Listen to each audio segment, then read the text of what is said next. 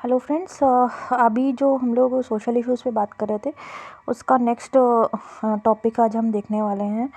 इसमें हम बात करेंगे वुमेन इश्यूज़ पे। एक मिनट। इस वीडियो में अभी तक हम लोगों ने सोशल इश्यूज़ के पहला जो टॉपिक था, salient future of Indian society, communalism, regionalism, secularism, इन सब से आने वाले क्वेश्चंस को देखा था। इस वाले टॉपिक में हम बात करने वाले हैं वुमेन इश्यूज़ की। तो ये रहा आपका वुमेन इश्यूज़। इसमें देखिए, अगर हम बात करें तो 2022 की, तो वुमेन इश्यूज़ से एक भी सवाल नहीं आया। 21 में एक सवाल आया है, 20 में एक भी नहीं, 19 में 2, 18 में एक, 17-16 में एक भी नहीं, 15 में एक, 14 में 3 और 13 में एक। तो इस तरह से हम देख सकते हैं कि मैक्सिमम 3 तक, और या हो सकता है कि एक भी सवाल ना आए इस टॉपिक से। तो ये इम्पॉर्टेंट एक इशू हो जाता है, मतलब छोटा सा ही क्वेश्चन इशू है, टॉपिक है, लेकिन उससे आप कम से कम एक सवाल तो मान के चल सकते हो। ठीक है, देखते हैं इससे किस तरह के क्वेश्चन आए हैं। एक सेकेंड। ये क्वेश्चन 2021 में आया है कि examine the role of gig economy in the process of women empowerment. एक मिनट यार, ये नीचे चला जा रहा है, एक मिनट रुकिए। हाँ, examine the role of gig economy in the process of empowerment of women in India. कि जो गिग इकोनॉमी होती ना, उसका कॉन्सेप्ट अभी रिसेंट के टाइम में ज़्यादा आने लगा है। जैसे मैंने बोला था कि सोशल इश्यूज़ में आपको जो भी टॉपिक है उस पर आपको नोट्स बनाने हैं, और इसके अलावा जो करंट है उससे भी लिंक करना है, करंट में जो भी एडिटोरियल्स आ रहे हैं। तो गिग इकोनॉमी क्या होती है कि जैसे ये ओला है, ऊबर है, या जोमेटो, स्विगी, ये सब चीज़ें गिग इकोनॉमी, जो इनके वर्कर्स होते हैं इनको मतलब ये पूरी इकोनॉमी गिग इकोनॉमी कहलाती है। जहाँ पे जो वर्कर्स होते हैं वो एक कोई उनका ऐसा ऑर्गेनाइज स्ट्रक्चर में काम नहीं, मतलब ऑर्गेनाइज्ड किसी कंपनी के लिए तो काम करते हैं, बट वो जो होते हैं वो उनके प्रॉपर एम्प्लॉय नहीं होते। मतलब वो इस तरह से नहीं होते हैं कि उनको उनका वो कंपनी के एम्प्लॉय प्रॉपर वे में हो। यानी वो जो होते हैं उनका कंपनी से एक तरह का कॉन्ट्रैक्ट होता है, वो कंपनी के लिए काम तो करते हैं, पर एक जो होते हैं कि वो उनको एक प्रॉपर एम्प्लॉय जो होते हैं उस तरह से नहीं होते हैं। तो ये गिग इकोनॉमी का कॉन्सेप्ट है। तो इसमें इसने वुमेन एम्पावरमेंट का क्या काम किया है, इस पे ये सवाल आया है। ये आपको मतलब इस पे आपको कोई, जैसे इसको करने के लिए, जैसे कोई भी अभी आज के टाइम, जैसे अभी इसके पहले जो हमने देखा था कि वर्क फ्रॉम होम का फैमिली पे क्या इम्पैक्ट हुआ। तो वर्क फ्रॉम होम एक नया कॉन्सेप्ट है जो कि कोविड के बाद में आया है। तो इस तरह से जो नई चीज़ें आ रही ना, उनका इश्यूज़, उनका आपके सोशल इश्यूज़ के चैप्टर्स पे क्या असर पड़ रहा है, सोशल टॉपिक्स पे क्या पड़ रहा है, तो वो चीज़ आपको रिलेट करके लिखनी है। यानी जब इनसे रिलेटेड आर्टिकल्स आएँ तो ये सोचिए कि ये आर्टिकल आपके एग्जाम में डायरेक्ट पूछ सकते हैं, तो इसका आपको ध्यान रखना है। ठीक है। Empowering women is the key to control population growth. तो यहाँ पे देखिए दो इश्यूज़ हैं, वुमेन एम्पावरमेंट और पॉपुलेशन ग्रोथ, दोनों को इन्होंने जोड़ दिया है। इसमें आपको बताना है कि कैसे पॉपुलेशन ग्रोथ को वुमेन एम्पावरमेंट जो है वो कम कर सकता है। तो भाई इसमें हम बता सकते हैं कि वुमेन एम्पावरमेंट, इसकी शुरुआत ऐसे कर सकते हैं कि वुमेन एम्पावरमेंट को डिफ़ाइन कर दें। ठीक है, या एक तरह से एक इसको ऐसे शुरुआत कर सकते हैं, या ऐसे कर सकते हैं कि वुमेन का पॉपुलेशन में रोल बता सकते, मतलब कितनी पॉपुलेशन है, 49% वुमेन है, तो आधी आबादी इंडिया की। मतलब ये इतना इम्पैक्टफुल डेटा नहीं है, लेकिन अगर आपको ऐसा कोई वुमेन रिलेटेड इम्पैक्टफुल डेटा लगे तो उससे शुरुआत कर सकते हैं। ठीक है, फिर उसके बाद क्यों पॉपुलेशन ग्रोथ में उनका रोल है डिस्कस करना है ना, तो डिस्कस करने में आप पॉजिटिव नेगेटिव दोनों बता सकते हो। मतलब इस बात से आप सहमत भी हो सकते हो, और उस पे रिलेटेड कुछ भी डिस्कस, मतलब आप चर्चा कर रहे हो, चर्चा करने में आप कई सारे डायमेंशंस खोल सकते हो, पॉजिटिव नेगेटिव की भी बात नहीं है। मतलब आप जब चर्चा करते हो किसी बात पे, तो ऐसा तो नहीं है कि सिर्फ उसी पे, उसके पॉजिटिव पे बोले जा रहे हो या उसके नेगेटिव, उसके अलग अलग डायमेंशंस को ओपन कर सकते हो। ठीक है। तो यहाँ पे आप पॉपुलेशन ग्रोथ में किस तरह से वुमेन एम्पावरमेंट का रोल है तो ये लिख सकते हैं। तो इसमें पहला है कि भाई देखिए, अगर कोई वुमेन है और वो एजुकेटेड है, ठीक है, अगर उसका एजुकेशन में हम टाइम लगा रहे हैं, उसके जॉब में टाइम लगा रहे हैं, तो ये चीज़ क्या करेगी कि ये अपने आप ही अर्ली मैरिज को रिड्यूस कर देगी। जब अर्ली मैरिज रिड्यूस हो जाएंगी तो अर्ली जो प्रेगनेंसीज होती हैं वो भी अपने आप रिड्यूस हो जाएंगी। तो इस तरह से पॉपुलेशन ग्रोथ, वुमेन एम्पावरमेंट इस तरह से होगा। ठीक है। इसके अलावा सेकंड में होगा कि जैसे वुमेन है कोई, वो पढ़ी लिखी है, एम्पावर्ड है, तो उसका सोसाइटी में एक और उसकी फैमिली में एक से होगा। उसके ऊपर कोई ऐसा नहीं होगा कि प्रेगनेंसीज उसकी फोर्स्ड हो जाएंगी कि आपको ज़बरदस्ती मतलब बच्चा पैदा करना है, ऐसी कोई उसके ऊपर लगा नहीं सकता है अगर वो सशक्त है। ठीक है, वो अपने डिसीज़न खुद ले सकेगी। तो ये इसका सेकंड एक ये है। फिर उसके बाद जब जैसे जो उनके में अवेयरनेस होगी, तो जो भी जो मेथड्स हैं कॉन्ट्रासेप्टिव के, उसके बारे में अवेयरनेस होगी, तो वो बेटर उनको इम्प्लीमेंट कर पाएंगी अगर वो पढ़ी लिखी हैं, वो ज़्यादा अवेयर हैं। ठीक है। इसके अलावा जैसे कई बार होता है कि जो इंडिया की पॉपुलेशन, एक पॉपुलेशन ग्रोथ का रीज़न हाई IMR भी होता है कि इन्फेंट मोर्टेलिटी रेट जब बढ़ जाता है तो भी लोग ज़्यादा पॉपुलेशन को बढ़ाते हैं, क्योंकि जो बच्चे हैं उनकी डेथ हो जाती है पहले। सो इस वजह से भी अगर जो महिला है वो खुद को मतलब वो थोड़ा सा पोषण, उसको पता होगा कि किस तरह से बच्चे की केयर करनी है, किस तरह से उसको पोषण युक्त खाना देना है, या तो वो उन सारी चीज़ों को जब उसे अवेयर होगी, जब वो पढ़ी लिखी होगी, कि उसे पता होगा कि बच्चे की केयर कैसे की जाती है, चाइल्ड केयर में उसे पता है, तो क्या होगा कि IMR घटेगी। तो IMR जब घटेगी तो अपने आप ही लोग कम पॉपुलेशन मतलब करेंगे। इसके अलावा ये हो सकता है कि जैसे कि कई बार गाँव में लोग बच्चे इसलिए भी पैदा करते हैं कि वो वर्क फोर्स के हिस्सा बने, उनको मतलब अधिक जो है वर्क फोर्स चाइल्ड लेबर को बना सके। तो अगर वुमेन भी अपने हस्बैंड के साथ में एक बराबर की हिस्सेदार है, वो भी जो है अगर घर के लिए अर्न कर रही है, तो बच्चों को काम करने की ज़रूरत नहीं होगी और उस केस में लोग ज़्यादा बच्चे भी पैदा नहीं करेंगे। तो ये इस तरह से आप ये बता सकते हैं। लेकिन सिर्फ वुमेन एम्पावरमेंट ही एक की नहीं है। हाँ, मतलब ये एक एक एक कह सकते हैं कि इम्पॉर्टेंट फैक्टर है, पर ये पैनीसिया नहीं है पॉपुलेशन ग्रोथ का। और भी कई सारी चीज़ें हैं, जैसे कि बेटर कॉन्ट्रासेप्टिव मेथड्स हों, या जो लोगों में अवेयरनेस हो, और ज़्यादा लोगों को जैसे मेल्स कॉन्ट्रासेप्टिव्स को बढ़ाया जाए। तो ये सारी चीज़ों को और भी फैक्टर्स को काम करके हम पॉपुलेशन ग्रोथ कर सकते हैं।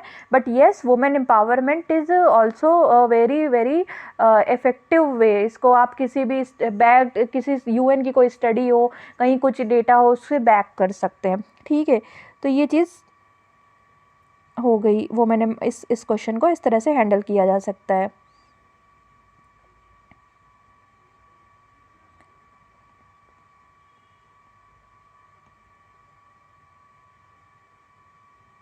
इसके बाद नेक्स्ट क्वेश्चन पे आते हैं।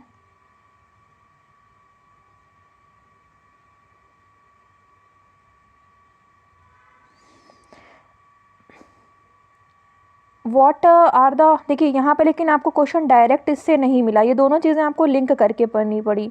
मतलब आपने इसमें कहीं ना कहीं पॉपुलेशन पे जो आप अपना बनाएंगे ना, तो उसमें आपको जो आपने पॉपुलेशन में वुमेन वाले पार्ट हैं उसको अगर आप लिख सकते हैं तो वहाँ से लिखना होगा। ये डायरेक्ट क्वेश्चन तो नहीं है कि इस टॉपिक से डायरेक्ट आया हो। फिर आता है फोर्थ वाला, women movement in India has not, नहीं sorry, what are the continued challenge for women in India against time and space. So इसमें वुमेन के चैलेंजेस को पूछा है कि जो एक फीमेल होती हैं उनको with in against time and space का मतलब ये हुआ कि कोई भी टाइम रहा हो, मतलब चाहे वो आज 1900 चाहे वो आज 2022 का समय हो, या जब कभी 1800 का समय हो, तो उस समय भी वुमेन की लाइफ में चैलेंजेस थे, और आज की भी लाइफ में चैलेंजेस हैं। तो वो चैलेंजेस क्या थे और आज के चैलेंजेस क्या हैं। जैसे कि अब उस समय में लड़कियों को पढ़ने नहीं दिया जाता था, आज उनको पढ़ने दिया जाता है, लेकिन उसके अलावा बहुत सारे और भी इश्यूज़ हैं। जैसे कि उनके लिए उतनी अच्छी जॉब्स नहीं है। अगर हम बोलें देखें तो भाई इंडिया में केवल लगभग 20 या 21% लोग ही फीमेल वर्क फोर्स है, तो ये काफ़ी लो परसेंट है, ठीक है, इंडिया में। इसमें स्पेसिफिकली इंडिया के लिए पूछा है तो आप इंडिया रिलेटेड ही डेटा बोलेंगे। तो यहाँ पे देखिए कितना जो वर्क फोर्स है उसमें फ़ीमेल्स का पार्टिसिपेशन काफ़ी कम है, डिस्पाइट कि पहले एजुकेशन नहीं मिलती थी, अभी एजुकेशन मिलती है उसके बाद भी कम है। एंड पहले जो था कि फ़ीमेल को मतलब भ्रूण हत्या बहुत ज़्यादा होती थी, अभी वो चीज़ को थोड़ा गवर्नमेंट के इंटरवेंशन से काफ़ी कम कर दिया गया है। बट और भी सारी चीज़ें, कई सारी चीज़ें हैं, जैसे जो उनका एमएमआर है, हेल्थ के इश्यूज़ हैं, एंड फोर्स्ड मैरिज, इस तरह की चीज़ें काफ़ी सारी हैं।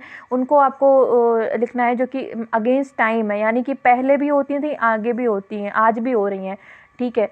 ये हो गई। उसके बाद में आपको कुछ ऐसी चीज़ें लिखनी है जो इसमें दो चीज़ें पूछी हैं, अगेंस्ट टाइम एंड स्पेस। तो स्पेस के अगेंस्ट भी लिखेंगे कि स्पेस का मतलब ये होता है कि जैसे कभी आप ज्योग्राफिकल स्पेस ले सकते हैं कि कोई साउथ की वुमेन है उसके साथ भी इशू है, और जो यहाँ की वो नॉर्थ की वुमेन है उसके साथ भी इश्यूज़ है। फॉर एग्जांपल सबरीमाला टेम्पल है, अब साउथ में टेम्पल है तो वहाँ पे भी रिलीजियस मॉन्यूमेंट में एंट्री नहीं मिल सकती थी। और अगर आप उत्तर भारत में देखें तो जैसे हाजी अली की दरगाह है, वहाँ पे भी जो है, नहीं सॉरी, हाजी अली तो मुंबई में, उत्तर भारत में ये हैं आपके निज़ामुद्दीन औलिया, इनकी दरगाह में भी वुमेन एंट्री नहीं है। तो इस तरह से रिलीजियस वो हैं मॉन्यूमेंट्स हैं, चाहे वो उत्तर में हो या दक्षिण में हो। स्पेस की बात है ना, तो ये आप ज्योग्राफिकल स्पेस की बात कर सकते हैं। या जैसे कि अगर ऐसे स्पेस देखें तो घर में या बाहर में स्पेस कि वो उनका जो पर्सनल स्पेस है, जो फैमिली लाइफ है, वहाँ भी उनके साथ शोषण हो रहा है। अगर वो प्रोफेशनल लाइफ में वहाँ पे जा रही हैं तो वहाँ पे भी उनके साथ शोषण होता है, जैसे काफ़ी सारे इंसिडेंट सामने आते हैं। तो ये स्पेस की बात होती है कि वो किसी भी जगह पे जा रही है ना, तो उस जगह में भी वो अपने आप को उतना सेफ या उतना उस तरह से अच्छा सा फील नहीं कर पा रही है। ये उनके चैलेंजेस हैं जो विद स्पेस हैं। सो इसको आप ये सब लिख सकते हैं। और उसके बाद इसमें सल्यूशन हम क्या क्या दे सकते हैं, जैसे गवर्नमेंट की इंटरवेंशन है, बेटी बचाओ बेटी पढ़ाओ स्कीम है, एंड सुकन्या समृद्धि योजना और निर्भया फंड, इस तरह की सारी चीज़ों को आप लिख सकते हैं, ठीक है। और चैलेंजेस ऑफ वुमेन, मतलब इसमें आप देखें तो ये अगर आप नोट्स बनाएंगे तो उस नोट्स से भी जो वुमेन रिलेटेड आपके नोट्स हैं जो विजन IAS से मैंने बनाए हैं, या इस तरह से आप भी किसी, मतलब मुझे उनके विजन का वैल्यूएटेड मटेरियल ही ज़्यादा सही लगता है, क्योंकि फिर ज़्यादा उसमें सर्च नहीं करना पड़ता है, तो उसमें डेटा भी मिल जाता है, तो मुझे वो चीज़ सही लगती है। आपको कोई भी और भी अच्छा लगे, जैसे बहुत सारे लोग दृष्टि से बनाते हैं। UPSC की जब आप सर्च करेंगे ना, UPSC रिलेटेड UPSC के कीवर्ड्स सर्च करिए एंड देन उसके बाद UPSC लिखिए एंड गूगल करिए, तो दृष्टि के भी इस पर नोट्स आ जाते हैं, तो वो भी लोग अच्छा बताते हैं। तो वो उस तरह से भी आप अपने एक नोट्स सोशल इश्यूज़ के बना सकते हैं, या आप डायरेक्ट विज़न का जो वैल्यू एडेड मटीरियल आता है उससे भी आप अपने नोट्स बना सकते हैं, ठीक है। Women's movement in India has not address the issues of women. एक मिनट यार, ये नीचे चला गया।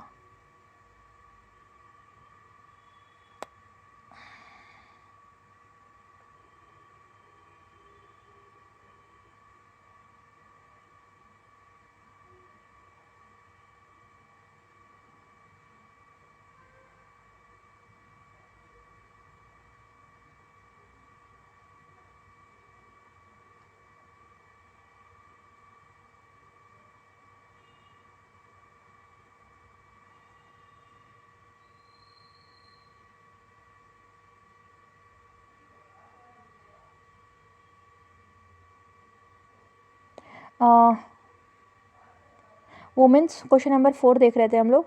Women's movement in India has not address the issue of women of lower social strata substance your view, ठीक है। इसमें ये बोला है कि जो लोअर स्टेटा की वुमेन होती हैं उनको नहीं एड्रेस किया है, केवल जो अपर स्टेटा की वुमेन है, एलीट क्लास की वुमेन है, उनके ही इश्यूज़ को एड्रेस किया है जितने भी इंडिया में वुमेन्स मूवमेंट हुए हैं। तो ये बात आपको बतानी है कि क्या ये बात सच है कि नहीं है। तो वुमेन मूवमेंट जो हुए हैं अभी तक, उसमें अगर हम लेटेस्ट में बोलें तो अभी हमें एक मी टू का मोमेंट दिखता है। तो तो उसमें ये पूछते हैं कि जो वुमेन ऑर्गेनाइजेशन या वुमेन मूवमेंट जो हो रहे हैं ना, उसमें उन्होंने लोअर स्टेटा की वुमेन की बात नहीं रखी, केवल अपर स्टेटा की वुमेन की बात रखी है। तो ये बात सच है कि नहीं है, ये बात आपको अपना व्यू सामने रखना है। तो इसमें मतलब एक तरह से क्रिटिकल जो वुमेन मूवमेंट हुए हैं ना, उसको थोड़ा सा क्रिटिकल वे में लेके बात करनी है। तो हाँ, मतलब ऐसे बताना है कि हाँ ये चीज़ें इस बात के पक्ष में भी बात रखी जा सकती है। जैसे मीटू का एग्जाम्पल लें तो ज़्यादातर जो डिजिटल इंडिया से जुड़े हुए लोग थे, उनको पता था कि उनके साथ हैरेसमेंट हुआ, तो उसमें हम देखते थे कि सेलिब्रिटीज़ बता रही हैं। लेकिन ऐसे कोई, जैसे कोई महिला है जो बिल्कुल गाँव की है, उसको उसके राइट्स के बारे में नहीं, मतलब कोई उसको कुछ भी नहीं पता। अगर उसके साथ कभी शोषण या बहुत बुरी बुरी चीज़ें भी हुई होंगी तो वो उसके लिए आवाज़ नहीं उठाती। या जो भी कई बार देखा जाता है कि जो पेट्रियार्की होती है ना, वो एकदम इनग्रेन्ड होती है गाँव में। महिलाओं की जो एकदम रूरल महिलाएं हैं, उनकी स्थिति अभी भी नहीं सुधरी है। वो अभी भी लंबा लंबा घूंघट, अगर आप गाँव में चले जाएं तो वहाँ पे वो करके रहती हैं और उसी तरह से नॉर्म्स को फॉलो करती हैं। तो उनकी जो स्थिति है उसमें अभी भी सुधार नहीं लेके आ पाए हैं ये मोमेंट्स जो हैं। या हम बता सकते हैं कि अभी भी जो इंडिया की IMR है वो sorry maternal mortality rate MMR जो है वो उतनी इम्प्रूव नहीं हो पाई है। तो इस तरह से क्या है कि ये जो मूवमेंट है, इन लोगों ने जो वुमेन के चैलेंजेस हैं, जो रियल चैलेंजेस हैं, जो एकदम गरीब जो महिलाएं हैं, जो एकदम लोअर स्टेटा की हैं, उनके लिए ये काम नहीं कर पाए हैं। या कई बार जो इल्ज़ाम लगाया जाता है फेमिनिस्ट मूवमेंट पे कि ये फेमिनिस्ट मूवमेंट सिर्फ और सिर्फ एलीट क्लास की महिलाओं पे बात करती हैं, तो ये बात भी कहीं ना कहीं एक हद तक सच है कि हाँ ऐसा है कि वो जो वुमेन है, उनके जो राइट्स हैं वो अभी भी जो जिनको ज़रूरत है वो उनकी आवाज़ नहीं उठाती हैं। तो इसका ये भी कारण हो सकता है कि जो इनका रिप्रेजेंटेशन है इन ऑर्गेनाइजेशंस का, इसमें एलीट क्लास ज़्यादा शामिल है, उस क्लास की महिलाएं ही नहीं हैं जो कि नहीं वो कर पाती हैं। लेकिन ये सिर्फ एक इसका सच है। इसको आप एक दूसरे पक्ष को भी दिखा सकते हैं, जहाँ पे ये दिखा सकते हैं कि बहुत सारे वुमेन ऑर्गेनाइजेशंस ऐसे हैं जो कि गाँव में जाते हैं और गाँव में महिलाओं के लिए काम करते हैं। जैसे कि एक सेवा करके है, और जो कि सेवा चिकन यूपी में है, जो कि चिकनकारी में महिलाओं के जो कि मतलब एकदम गरीब तबके की महिलाएं होती हैं, उनको शामिल करता है और उनसे चिकन का काम करवाता है और उनको सोशली एम्पावर करता है।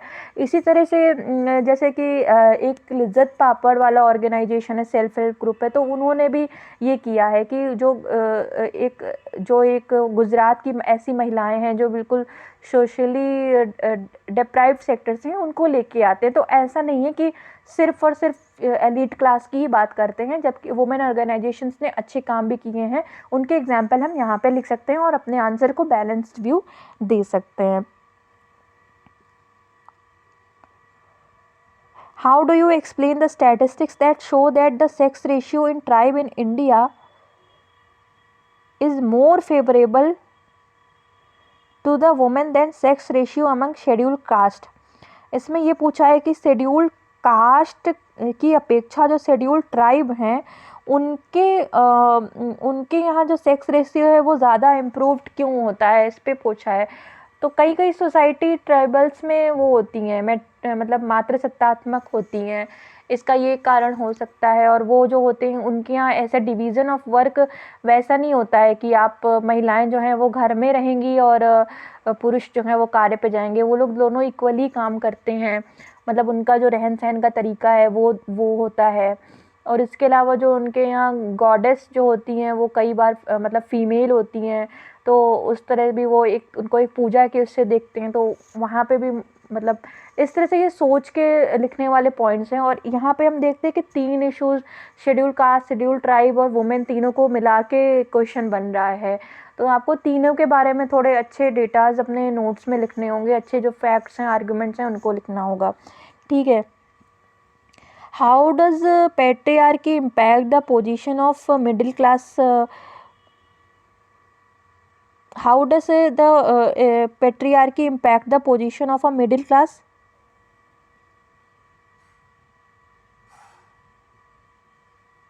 सिक्स्थ क्वेश्चन देख रहे थे, how does patriarchy impact the position of middle class working women in India, ये क्वेश्चन पूछ रहे हैं। तो पेट्रियार्की का जो एक मिडिल क्लास वर्किंग वुमेन है उसकी पोजीशन में क्या इम्पैक्ट पड़ा है। तो ये क्वेश्चन भी आपका एक तरह से एनालिसिस करके सोच के लिखने वाला है। तो इसमें आपको पेट्रियार्की का इम्पैक्ट लिखना है जो मिडिल क्लास वुमेन है। अब मिडिल क्लास वर्किंग वुमेन इन्होंने स्पेसिफाई कर दिया है कि पेट्रियार्की का उसके ऊपर क्या इम्पैक्ट पड़ा। देखो, पेट्रियार्की का मतलब होता है कि आपकी जो पितृसत्तात्मकता सोच होती है ना, तो उसमें ये होता है कि जैसे अगर कोई वर्किंग वुमेन है तो उसको मान लो कि ये तो मिल गया कि वो बाहर जाके काम कर सकती, पर उसके ऊपर डबल बर्डन आ गया कि भाई वो घर का भी काम कर रही है और बाहर का भी काम कर रही है। अभी तक तो था कि वो सिर्फ घर ही का कर रही थी, लेकिन जब बाहर का भी कर रही है और घर का भी कर रही है तो उसके ऊपर एक डुअल बर्डन भी आ गया। फिर सेकेंडली, सोसाइटी में ऐसी महिलाएं जो करियर ओरिएंटेड होती हैं, पेट्रियार्की उनको काफ़ी नेगेटिव सेंस में देखती है। या अगर आपने कभी कोई डेली सीरियल्स वगैरह देखे होंगे तो जो करियर ओरिएंटेड महिलाएं होती हैं उनको एक वैम्प की तरह दिखाते हैं। तो सोसाइटी में उनको उस हिसाब से भी, मतलब पेट्रियार्कल सोसाइटी में एक नेगेटिव उससे दिखते हैं कि वो बाहर जाती हैं। एंड और इसके अलावा पेट्रियार्की जो मिडिल उसको अगर वो वर्क फोर्स में जाती है, मतलब जहाँ पे वो काम करने जा रही है, तो वहाँ पे भी एक ग्लास सीलिंग इफ़ेक्ट होता है, वो दिखता है। मतलब ग्लास सीलिंग इफ़ेक्ट का मतलब ये होता है कि एक सर्टेन टाइम के बाद में जो महिला होती है उसकी जो ग्रोथ होती है जॉब में वो उतनी नहीं हो पाती जितनी उसकी एक मेल काउंटर पार्ट की होती है। तो ये होता है ग्लास सीलिंग इफ़ेक्ट, ठीक है। सो ये इस तरह से आप अलग अलग उसके डायमेंशंस को लिख सकते हैं। तो इस तरह से 6 क्वेश्चन होते हैं। इसके आगे के क्वेश्चन हम अगले वीडियो में डिस्कस करेंगे। Thank you.